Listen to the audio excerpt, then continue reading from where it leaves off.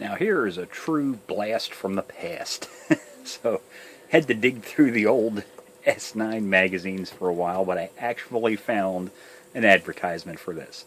So this is a power mic. It's actually a microphone element in a box, but it also has compression gain.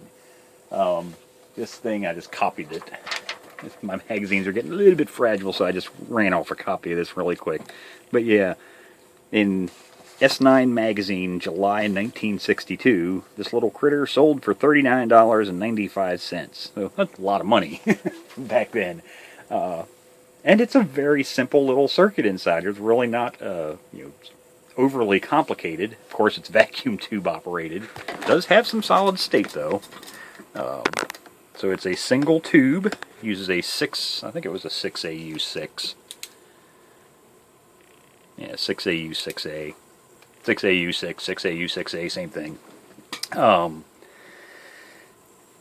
It has a, I haven't actually hooked it up to a radio or even a speaker or anything to see what the amplify it a little bit and see what the output sounds like, but I can tell you right now there's going to be a horrible, horrible 60 Hertz hum. So, probably due, for starters, to some bad caps, no doubt. There, obviously 1962 capacitors in this. You can see it has the dual element pyramid brand. Yeah, kind of a can cap. I'm not even sure what you'd call. I can't remember what they called those back in the day. But you'd get dual element caps like that. They just had wire leads sticking out. But it uses a very, very simple power supply circuit in this. So it's only half wave. Use a plastic pointer here because I'm actually feeding 120 volts into this thing right now. So the AC line is on. I have the unit turned off. But yeah, that diode down there is the power supply basically. So the power comes in, goes to the power switch, comes back through. Let me look around here. Which one was it? There's several purple wires in this thing. Black goes up. Here's the AC line. Yeah, it completes the transformer. But yeah, so yeah, it's just a half-wave rectifier. Filter cap, another diode up here. But yeah, very simple circuit. It's just feeding the microphone audio right here into the tube on this pin, and then it comes out on this pin. And it actually looks like it works. So the microphone element actually in this, get her tilted up so you can see down in there, it's basically just a handheld microphone cartridge just mounted in a box. It's basically all it is. Just like you'd see in a lot of the old vintage hand microphones back in the day. And you can see the cabinet on this thing. It's really nice condition. I mean, shiny. The top is in really nice condition with the exception of one scratch. Has a scratch right there. The hole is factory. I don't know if it shows up in the camera or not, but there's paint on the inside of it. So that is the factory hole. And then this push button down here, which is your push to talk button, actually mounts in that hole. So that's the push to talk button right there. But it does work. Like I say, I haven't hooked it up to anything. I wanted to slowly bring it up on a variac. No doubt in my mind the caps would need to be replaced.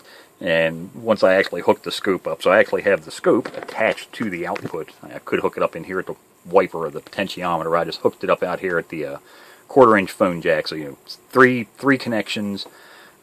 They're using. If you look back down inside here, they're using the shield as the ground. The red is not connected out there. The violet's actually the ground going up to the switch, and then it switches that ground either between the black or the red. Like I say, the red's not connected because most old tube-type transceivers did not need receive line switching. They only needed the transmit key line. So the black wire is the one that comes out to the jack out here to key the radio. So the tip, the way this one is wired, and again out of camera view, the way this plug is wired, the tip is the key, the ring is the audio, and the sleeve, like most always, the sleeve is ground. So I have an oscilloscope probe attached to the ground and to the sleeve, the white wire right there. And if we turn it on,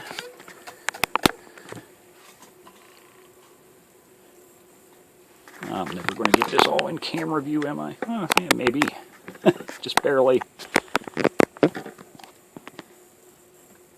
Now, tube operated, I'm going to take it a second to warm up. You can see the indicator light down here does turn on and off. And there's, if I turn the audio gain up, you can see, and that right there, that's at 60 Hertz. And actually you can see as I talk, you can see it's actually modulating the 60 Hertz audio tone, basically. If I turn the gain way up, you can see the gain, of course, picks up for a lot more. Turn the microphone compression. Yeah, you can see actually I turn it down. Yeah, so and very noisy pots. Yeah, they're very scratchy. Haven't probably been turned in Lord knows how many years. But yeah, it's actually working. Like I say, it just has that horrible... Hey, turn that down some. And actually, if you look at the scope, I have the little frequency counter turned on there. Ah, bump the camera. Right there. If I stop talking, you'll see it actually says 60 Hertz. Yeah, you can see it bouncing around there a little bit. But yeah, that's AC line hum. So, turn this back off. AC power supply off. You know.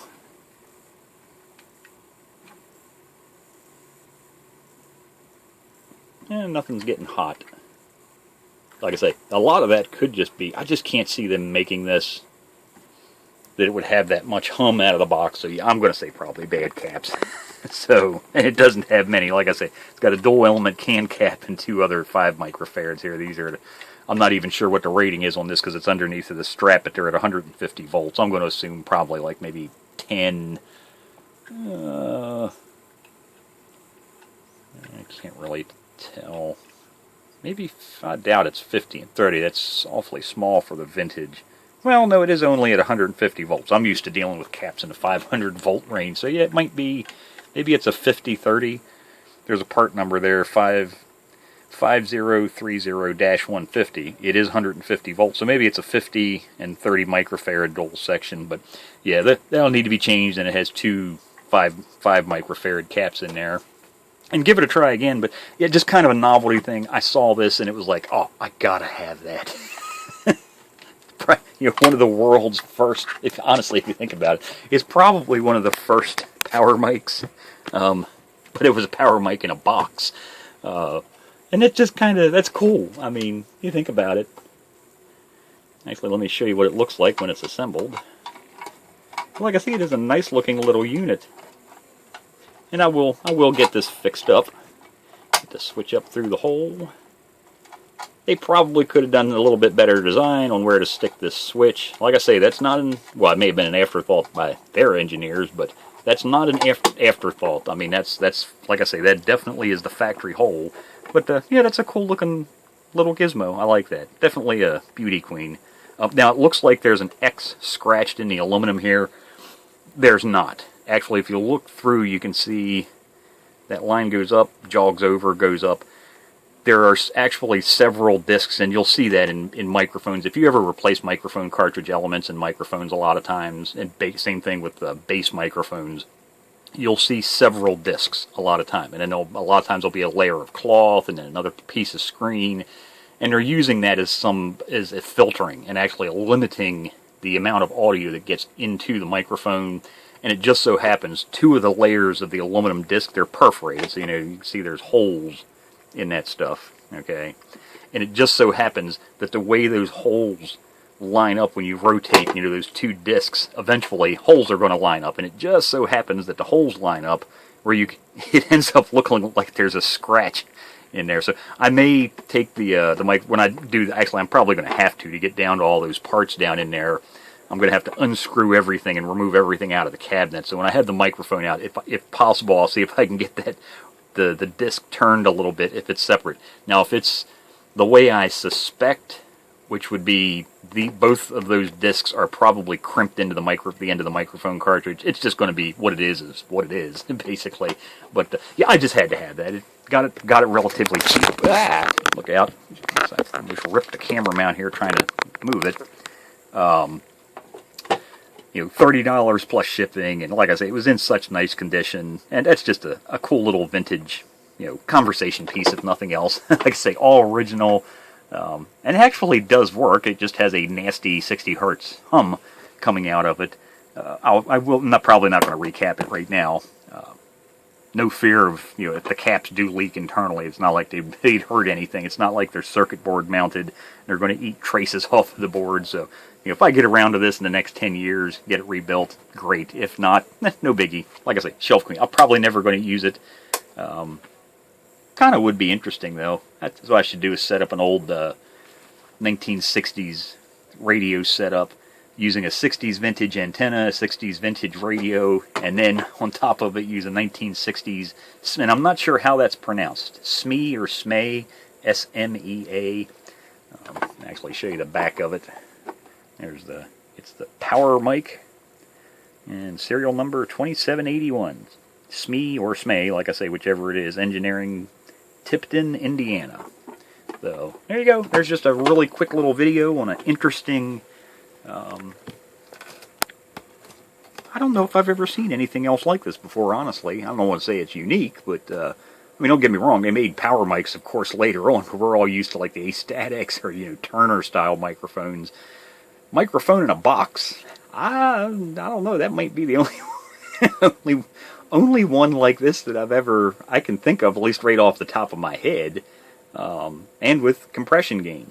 Now, I'm not even going to try to, in its current operating condition, try to see how well it works, try to take any, compression measurements and see what it looks like in the audio spectrum until, like I say, either recap it, see what that 60 hertz audio hum I can get that down to.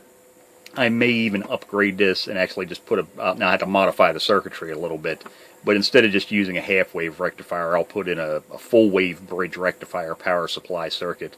I'll have to adjust the voltages accordingly then, because right now it's only getting half of the DC. It's only using half-wave, so it's using the positive, as you can see on the scope, the positive peaks of the waveform, the way that diode's in there. So, if I put a full-wave bridge rectifier in there, that's going to really jump the voltage out of the power supply is greatly going to increase. So, I'll need to adjust that accordingly. But yeah, I'll probably do that. Stick a full-wave bridge rectifier in there and try and get that a little bit better filtered power supply circuit. Otherwise, I'm just going to leave it as it is. The rest of the circuitry, the tube, there's not that many parts in there. Tube, like, 4 or 5 resistors, a couple caps, and just leave the rest of it as is, and give it a try and see actually how well it works. I think I'm trying to remember where that's at. I actually have a reference speaker. I actually have a microphone analyzer somewhere. It's a big kit. God, I can't remember where that's at. But that's the speaker that I should use, because it has a reference speaker.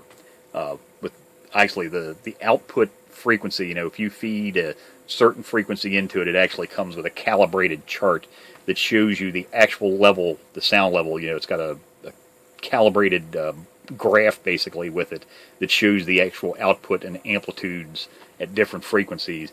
But, it's got a little foam cup on it, and you're meant to hold that up against microphone elements under test, and then you of course measure the output. But yeah, I'll see if I can find that thing and dig that out. That way we can actually take some truly quantitative measurements.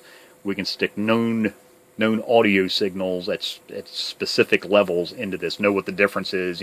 So if that speaker's audio response is a little bit less at 300 hertz than at, let's say, 1,000 or 2,000 hertz, we'll actually be able to look at that graph, see what the output of the speaker's level difference is, and then test it going into this mic and then coming out the mic cord and give it a try. But nothing else. It's just a cool looking little box. Something, like I say, I'm a collector of the oddities of electronics and radios, and that's definitely an oddity. You definitely don't see very many of those, and especially, like I say, if it wasn't for that one scratch in the top cover, man, it would be perfect. That's the only flaw, one tiny little scratch right there. Just so shiny and nice looking, man. It almost looks like it's new. So there you go, the Smea POW-R-MIKE.